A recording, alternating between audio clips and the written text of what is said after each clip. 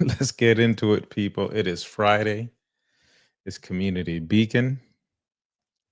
I am without my co-host, Joel Simmons of the Tenacity Foundation. I know he was in, we had some logistical issues and we should have taped this earlier, but we didn't. So here it is, Friday, 4:15 or after 4 o'clock. And if he jumps in, he can jump in at any point in time. That is the brother. This is his show as well as it is mine. I'm just, you know, I'm consistent, baby. We all are, right? Um, but we'll get into it. I'm gonna drink some water. I was thinking, and you all could bring it up. I'm not gonna too much get into it. We can talk about, certain current events. It's been a pretty eventful week. Um, but I won't. But if you do, if you want me to talk about it, I will. Other than that, let's get into the episode. We are finishing up the principles. We're on principle 10. We finally arrived. And this is I want to say I was writing this one ties it all together. It ties a lot of the other principles in. Uh so this is great. I think the first principle, truth above all, is probably the most important principle of all. If we had to give it, from top to bottom, truth above all, is it this one is important to most people. We're talking about building something that outlives you. That's the principle. Principle says build something that outlives you. And so here's my thought process on it. I think most of us, and ultimately we're talking about legacy here. And I think most of us get legacy wrong. Like we think legacy means leaving money, right? We're hearing a lot about generational wealth. In the last 4 to 5 years, everyone's talking about generational wealth. Another thing that people think about are children, right? Your children are your legacy. And there's some truth to that. However, we find oftentimes that that's not necessarily the case. Most people can't name who their great grandfather or great grandmother is on any side. And I think we're even getting to the point where we don't even know who our grandparents are, right? So that's not it. And then maybe reputation. The thing is that most of these things, they don't stand the test of time, all within themselves, and we'll get into it. So today we're going to cut through the myths. We're going to lay the foundation. We're going to talk about what really does outlive you, and I invite you to observe this within yourself and in your family group. I'd also like, and I was going to find it and put it on here, but time ran out, is for you to go and look at the bell curve, the BD, bell distribution curve, see what the average is, right? 70% of people are at least average or below average, right? So see what, and then we can start talking about what the average person does. Like there's not, of all the billions of people who have lived throughout time, we only talk about a certain amount of them. So when we're talking about legacy, we're going to think about some of these more important people that may have lived, or at least a story of them lives on. So we'll get into that. But I also want you to understand that most of us are just average people, right? Most of us are just average people. And chances are, if you're just consuming content, as far as the internet is concerned, because you're at the time when you can put out works, right? Like this is probably the easiest time that we know of that you can put something out and reach tens of thousands of people, which is a good, some great things are happening and some things that you wish didn't happen are happening. But you have a chance to do that, and most of us are not doing it. So when we look at the internet, when we're looking at this video, when we're looking on YouTube, whatever it is where you consume your content, most people aren't doing it, even though they have the opportunity to do it. as long as I forget what the movie was on Netflix when everything just went out, but barring total collapse, these things live through time. So this is an interesting principle, because I think we have a chance, or I know you and I have a chance to make history within our own family group, resources, or just period, right? Because this stays online forever, and it could be a good thing, could be a bad thing. I would, especially with in light of recent events, think about the things that you are posting online. Think about the things that you're saying. People are going back and finding tweets from 10, 15, 20 years ago to cancel people, right? So these things live on forever in the cloud, the internets, right? So you're creating most of us, you at least you get a chance to do it. So now you can be a little bit more cognizant of what exactly I'm putting out, being more aware of when to talk. And it seems to me like a lot of us use our some emotional outbreaks now. It makes us want to put something out, and so I want you to be aware of that, right? So be aware of that. I wasn't even going to talk about that at all, but here we are. And now let me get back to it, because I posted a comment on Instagram maybe 2 or 3 days ago. And after I posted a comment, it was just some random comment, something asking for a friend. And then someone answered what I was asking from the comment. Okay, cool. Someone went up underneath them and answered something else. And for the past 3 to 4 days, these are people that don't know each other. And I get to receive the notices that they're replying to each other. They are having an argument back and forth over probably one of the most minute things, and they're insulting each other, and it's going back and forth. And I just found it interesting. I'm receiving these notifications from people who answered the comments but are now arguing within my comment. I'm just like, like, how do you have time to do this? why, why does this person mean so much to you? But alas, this is where we are. All right, I digress. um Let me see where I was at, because I have notes here. So what I want to do today is I'm going to cut through the myths, lay down the foundation, talk about what really does outlive us. And along the way, I'm going to show you how legacy works in my own life, from my kids to my grandparents, and even to the hat, right? And you've seen this hat before, but it's interesting when I started writing this, like, why do I wear this style cap? And if you're in my family, you probably know why, right? So yeah, so legacy is both big and small. It's the truth, it's the knowledge, and most importantly to me and to you, it's the demonstration. All right, let's jump into the myth. Number one, money. Money. We'll hear, and I'm not going to stay too long on these myths, but a lot of people believe that their legacy is locked up in the money, and they talk about this generational wealth. The Bell distribution curve. I would what 90 what was it, 60 to 70% of Americans live check to check, and we're still probably, what they call the most um the richest planet, or forgive me, guys, the richest country. Like, we're probably, even if you were to make the 60, you're in the 60 or 7% that lives paycheck to paycheck, you're making more money than other people in other countries all around the world, right? So it's not necessarily this money that you have, but when we start to think about this generational wealth, we start to think about certain families that, the Rockefellers, it used to be the Carnegies, and probably still is, or probably still are, right? Um, the Rothschilds, it comes, and these are just names that come to mind off the top of my head.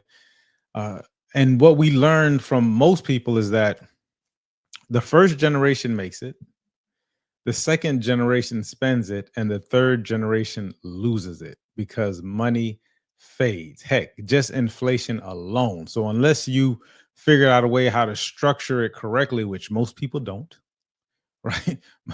And I'm in the real estate business. I can't tell you the amount of homes that are $100,000 homes, $200,000 million homes that get lost through tax deeds because the family doesn't pay it, right? The surviving family members don't pay it. They don't care to pay it. You have 3, 4 people fighting over it, so on and so forth. So if you don't develop the capacity to maintain it and keep it, right? It's not about how much money you make, it's how much you keep. If you don't develop that through the understanding, then it fades. Even people who have spent millions of dollars on buildings, right? In 10, 20, 30 years, when someone comes with, you know, more money, and that institution needs it, they will take it and they'll take your name down and they'll put these other people's names on it. So it's not necessarily the money that's legacy. It can contribute to it. It can help. Money is a tool. It's a great resource to have. So I'm not telling anyone not to, accumulate money and figure out how to keep it and pass it on down. Matter of fact, do pass it on down. But it's not the ultimate. It's not everything all inclusive when it comes to the legacy. Number two is children, and children matter. But the biology alone doesn't equal legacy, right? I, I've seen people who have instilled or who have demonstrated some very powerful things within their family, or just being a certain type of person within their family.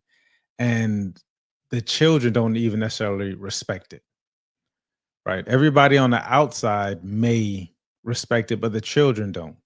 And now we live in a world where, the children have two families, especially in our community, 70, 80% of kids are born out of wedlock. So now they have two separate families, two different identities. They're taking a little bit of one, they're taking a little bit of some. So for you, as far as your legacy is concerned, especially if you don't have a strong demonstration, especially on the male point of view in our community, if you don't have a strong demonstration, then that legacy is lost. We have people out here with several kids that aren't necessarily with the mothers or the mother of the kids, and the kids don't even know who they are. And like, when you look at legacy, is not, and I guess in certain religions, certain cultures, in our culture, the legacies don't really get passed down through the mother. So, um, but in the Jewish culture, it does. Number three, reputation. And this happens a lot as well, is the status, right? The chasing of the titles. I mentioned the buildings with the names on it already. Uh, Names get replaced. I was speaking recently about my grandmother. My grandmother was a devout churchgoer, right? The full days of church on Sundays, Wednesday night Bible studies. Anytime church was open, chances are my grandmother would be at the church. Um, and so, lived a long life. She passed away when she was in her 80s. And maybe after the first and did well with a lot of different people. Um, but after a certain while, people don't even remember her, right? Like there's no ward named after her for the things that she did while she was at the church. And this is not against the church. Because that's a whole different conversation. But it's just, I'm just using that as an example about the chasing of the and I'm not saying chasing of the titles, chasing of the validation, whatever it is, that these things and her reputation as a person, if it's not, if her family and her kids aren't saying anything about it, then more than likely it's not being spoken about, right? So, the people tend to think that their reputation is going to last or be their legacy. Once again, it's a part of it, right? People can speak well of these people, especially within the community, if in fact we do have a community. But it's not, it's definitely just one of the factors. So money fades, children grow, and I'm sure each child wants to build their own reputation or build their own legacy, or I would imagine. Reputations fade, but none of those things alone equal legacy, right? So these putting them together is what helps. So I'm gonna talk about the principle one. I said that it was interesting as I was going through this, I was putting this together for this show. Um, that number one came back to me, and I'm glad that it did, because number one should permeate through all of the principles, truth above all. And I was listening to a mentor this week and had an awesome. He was lecturing, and he said, you don't learn truth. He said, you either accept it or you reject it. And then he got into talking about how all of our actions are, excuse me, any action you can have is imperfect, right? Anything that you do is going to be an imperfect action, but the being, meaning that you're aligned with the truth in this moment, that's perfect. Um, it was an interesting conversation, and the key he was getting to was like the only reason to gain knowledge, which is what we're doing now, is to come to the truth above all, and that's it.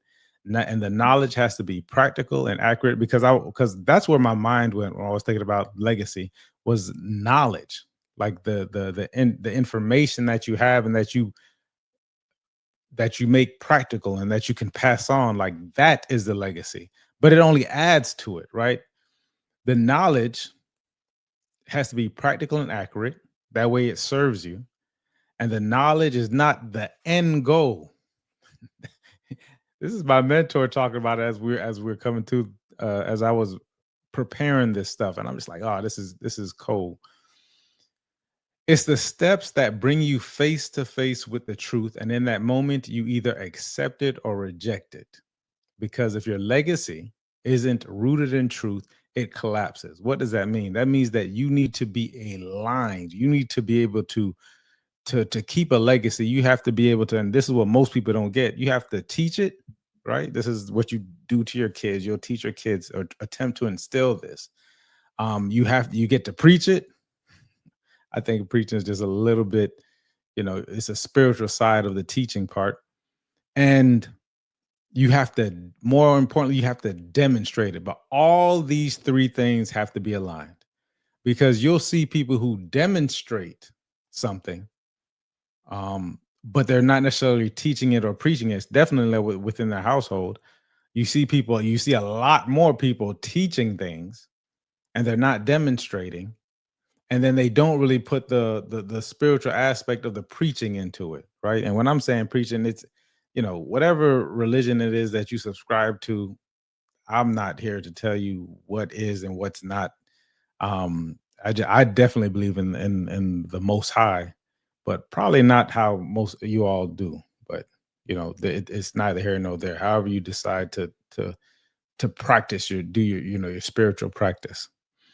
So then I said, okay, well, how do these things outlive you, right? And I want to go from the top, and I have about 5 steps, and let me see if I put these in banners. Yeah, I think I did. All right. So we'll start on number 5, which is, and this is where you start, right? This is the top, but it's not all in, it's just the brushing the surface. This is what we normally see. It's the resources, right? The money. Do I have it? Oh no, that's something a little bit different, but it's the resources. And so that's the money, land, assets, but only if they're built on truth, right? Because a lot of these things end up getting taken away. So if you don't really have the understanding of the money, if you don't really have an accurate understanding and practical understanding of land and assets, whatever they may be, they'll be quickly gone, right? And you also have to take this information and you get to instill it onto number 4, which is the people's lives that you impact. And it's not just your family, right? But anyone transformed by your presence. There are people who don't have kids, but still leave a long lasting legacy. So when we're thinking about legacy, it's not just your immediate children, it's your surrounding, right? Wherever it is that you go, when we talk about my grandmother, that was one of the things that she was so very impactful with. Wherever she went, that she wherever she was, she seemed to impact people. Right? That's what people talk about her for. Number three, and this is also in the principles. If you go back to the top, I forget which one it was. It might be number four, three or four. But the systems and structures that you build, the businesses, the communities, the frameworks that live beyond you, like these principles, I'm demonstrating and I'm practicing and I'm teaching and I'm preaching and so much to my kids that this is the system and the structure that they can always go back to. Right? This is what I'm instilling in them, and we're having this open dialogue.